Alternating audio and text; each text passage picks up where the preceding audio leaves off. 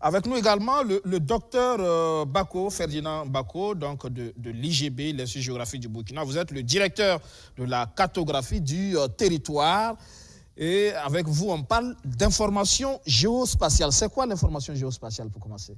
Exactement. Je profite de votre micro pour transmettre mes salutations et celles de toute la hiérarchie de l'information géospatiale à tous ceux qui nous écoutent.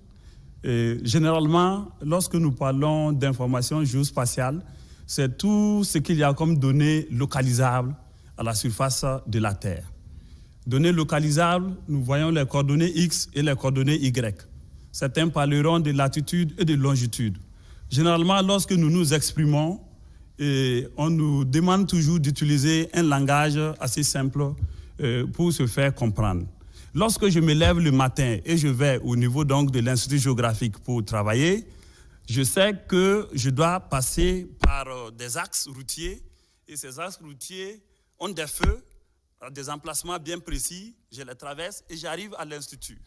Certains m'indiqueront qu'après avoir traversé telle rue, d'autres diront après avoir vu tel gros arbre ou être passé devant telle mosquée, etc., etc. Tout ça, c'est des emplacements précis qui rentrent dans le cadre de l'information géospatiale. C'est donc toute donnée qui est localisable à la surface de la Terre. Et on parlait tout à l'heure de sécurité, de lutte contre le terrorisme. C'est important aussi, l'information géospatiale dans le cadre aussi de la lutte contre le terrorisme. Hein? Bien sûr, parce que j'ai suivi avec intérêt les débats de mon prédécesseur. Il parlait tantôt d'informations justes, d'informations fiables, d'informations a priori. C'est ça, parce qu'il faut avoir l'information en temps réel le plus rapidement possible pour pouvoir, en cas donc de prise de décision, d'être assez optimal et pouvoir faire donc des choix judicieux. Donc, bien sûr que dans certains États, et même avant, vous allez voir que les services donc, de géographie étaient donc en relation directe donc, avec l'armée. Et les cartes topographiques, à l'époque, on les appelait des cartes d'état-major. Ça veut dire qu'il fallait donc ces cartes-là pour pouvoir se repérer et pouvoir donc avoir accès à des cibles que l'on souhaite. Localiser d'une manière ou d'une autre où se trouvent donc des enjeux, où se trouvent donc les difficultés. Et tout ça, il faudra avoir l'information en temps réel et l'information disponible et vraie. Sinon, si l'information n'est pas vraie, on a de fortes chances souvent de taper à côté. En matière de guerre aussi, la maîtrise du terrain, elle est importante. Hein? Elle est tout à fait importante. Et il faut avoir la donnée juste, la donnée fiable, la donnée disponible et la donnée accessible, donc en temps réel. Mais il faut également dire que cette donnée, si on y prend garde, elle peut être accessible également à l'ennemi, ce qui ne nous arrange pas. Donc il faut toute une politique de données pour que, en tout cas, les acteurs qui nous intéressent soient les acteurs qui aient accès à l'information que nous souhaitons. Que l'ennemi, on ne puisse pas donc mettre les données à sa disposition comme on le souhaite. Donc il faut faire très attention à cela. Très important donc l'information géospatiale pour un pays comme le Burkina Faso justement, et dans ce sens, au niveau de l'Institut géographique du Burkina, c'est votre domaine, vous y travaillez. C'est important justement d'avoir les données à jour, hein, surtout. Tout à fait, il est très essentiel d'avoir les données à jour, mais comme vous allez le voir le plus souvent, on n'est pas très suivi. Lorsque nous disons qu'il faut obligatoirement avoir les données à jour, cela nécessite également les moyens. Vous savez, lorsque nous sommes dans un pays actuellement comme le Burkina, tout est prioritaire. Et on va nous dire toujours qu'il y a des questions qui sont plus prioritaires que d'autres, mais je retiens que l'information géospatiale est un domaine qui est très vital pour le développement d'un pays et même pour d'autres questions. Et à cet effet, lorsque les données ne sont pas à jour, nous n'avons pas du tout de chance de pouvoir donc utiliser l'information à bon escient pour pouvoir prendre donc des décisions comme cela se doit. Parce qu'on voit parfois circuler cette carte sécuritaire avec du rouge un peu partout. Et ça inquiète. Hein? Ben, c'est inquiétant et il faut également certainement qu'à notre niveau, on puisse produire d'autres cartes. Parce qu'en réalité, aucun pays n'est à l'abri du terrorisme. Ça veut dire que si on tient compte du fait qu'il y a eu quelques attaques par-ci, par-là, il faut peindre tout un pays en rouge. Je pense que le monde entier risquerait d'être rouge. Donc on ne le souhaite pas. Je pense que nous faisons ce que nous pouvons pour quand même pouvoir résister. Et ensemble, nous pensons que nous allons pouvoir faire ce qu'il faut en utilisant l'information juste, bien et appropriée. Information juste, bien et appropriée. Et c'est ce qui est en train d'être fait à travers notamment un projet, Tranche Development Account Project. C'est quoi exactement? Vous voyez que lorsque nous rentrerons donc dans ce projet, il ne sera pas rare de me voir utiliser des mots anglais. Parce que c'est une initiative des Nations Unies où tout ce que nous produisons est totalement en anglais. Et les documents sont renseignés en anglais. Et les échanges Skype, visioconférence, tout est en anglais. Et donc, généralement, les termes appropriés sont le plus souvent ceux qu'on a utilisés pour monter donc le projet, et tout est en anglais. Donc, cette initiative des Nations Unies, et nous l'avons eue depuis 2018. Et il y a 2 pays africains qui conduisent donc ce projet pilote.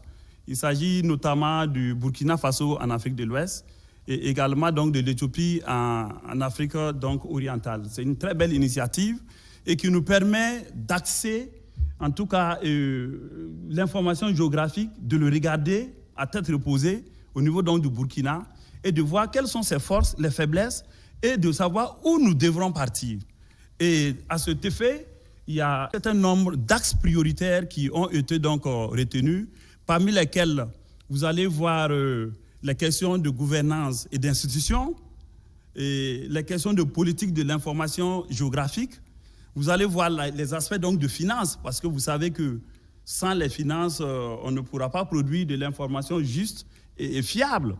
Donc ces 3 éléments qui constituent donc le socle de l'information géospatiale vont nous permettre d'analyser les questions d'éducation, parce qu'il faudra également pouvoir lire pour pouvoir déchiffrer ce qui est écrit sur les cartes.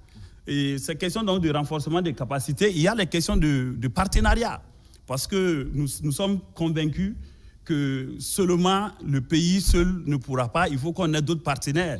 Et cet atelier même, c'est un de nos partenaires qui nous a accompagnés. Il s'agit donc de la Commission économique donc des Nations Unies pour l'Afrique, basée donc en Éthiopie, qui a bien voulu nous accompagner dans cette belle initiative. Et au-delà donc de ces questions donc de renforcement de compétences, il y a également la communication. C'est ce que nous sommes en train de faire ce soir. Ça veut dire sans les questions de communication, le monde de la géo-information ne saura pas que nous sommes en train de conduire une activité et qui a des intérêts bien nobles, qu'on pourra donc préciser plus tard. Tout à fait. Et au-delà de tout ça, il y a la question des données. Il faut que ce soit des données qui soient à jour, qui respectent un certain nombre donc, de normes. Et à partir de là, il faut également regarder les questions d'innovation. Ça veut dire qu'il ne faudra plus se baser sur des données qui datent de plusieurs années. Il y a plusieurs autres stratégies qui permettent d'avoir des données rapidement et à jour et de très belles factures. D'accord. Vous parlez tout à l'heure de cet atelier qui débute demain à Ouagadougou sur le sujet justement de l'information géospatiale. Que comptez-vous faire au cours de cet atelier? Au cours de cet atelier, comme je l'ai dit tantôt, les documents que nous avons reçus des Nations Unies sont totalement en anglais. Et un point essentiel est donc le Country Level Action Plan, généralement que nous appelons le plan d'action au niveau national.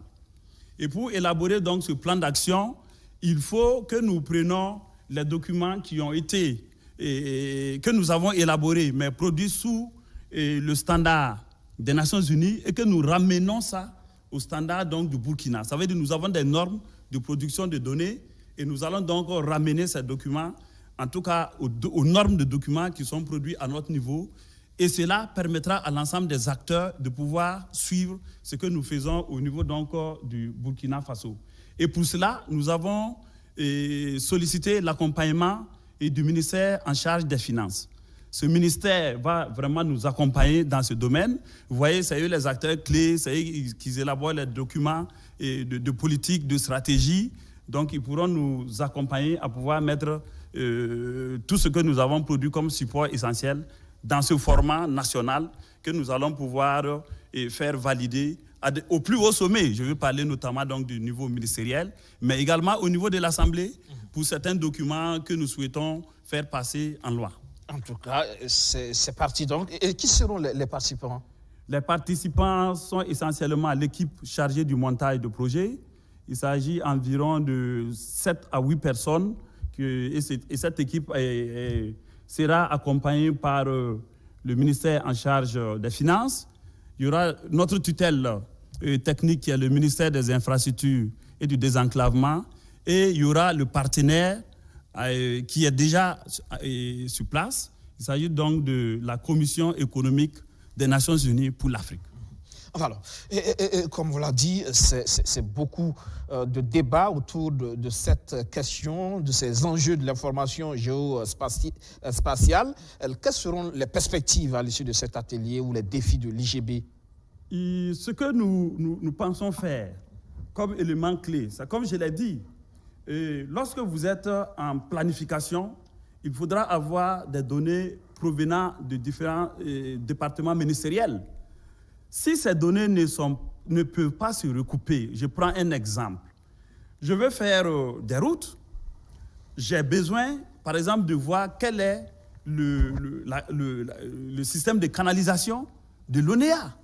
Donc, il faudra que je superpose les données de l'ONEA lorsque nous sommes en milieu urbain, bien sûr, sur donc, la trame des routes, que je superpose tout ce qu'il y a comme fibre téléphonique sur ces données, de sorte à ce que lorsque nous allons creuser, que l'on fasse le moins de dommages possible. Ça veut dire qu'il faudra que l'ensemble des acteurs de la géoinformation travaillent dans un système de référence qui est reconnu, qui a fait l'objet d'un décret. Et lorsque ces données seront entièrement superposables, nous allons maintenant pouvoir prendre des décisions éclairées pour qu'au finish, les acteurs de l'information géospatiale puissent contribuer fortement à la prise de décisions et qu'au niveau donc des gouvernants, ils ne puissent plus avoir de quiproquos. Vous voyez souvent, il y a des ministères qui entrent en conflit parce que les travaux de l'un sont en train de détruire les travaux de l'autre. Donc, je pense que l'information géospatiale, de façon organisée, de façon propre et à jour, permettra donc d'éviter ces genres donc de conflits qui peuvent surgir lorsque nous avons des projets et qui font intervenir différents départements ministériels. Des conflits et des pertes de ressources, hein, il faut l'admettre aussi. Évidemment, et même de temps, parce que lorsque les données sont disponibles et accessibles, je ne suis plus tenu de quitter Bobo Dioulasso pour venir à Ouagadougou. Chercher les données, c'est une perte de temps. À partir donc d'un système de réseau, on peut tranquillement rester à Bobo, Dori, Falangoutou, télécharger donc les données dont on a besoin et pouvoir agir en temps réel sur les requêtes qui nous sont soumises en réalité. Merci. Docteur Ferdinand Bako, vous êtes le directeur de la cartographie du territoire au niveau de l'Institut géographique du Burkina. Vous êtes venu nous parler de cet atelier qui débute demain à Ouagadougou. Merci encore. Tout à fait. C'est moi, je vous remercie. Merci.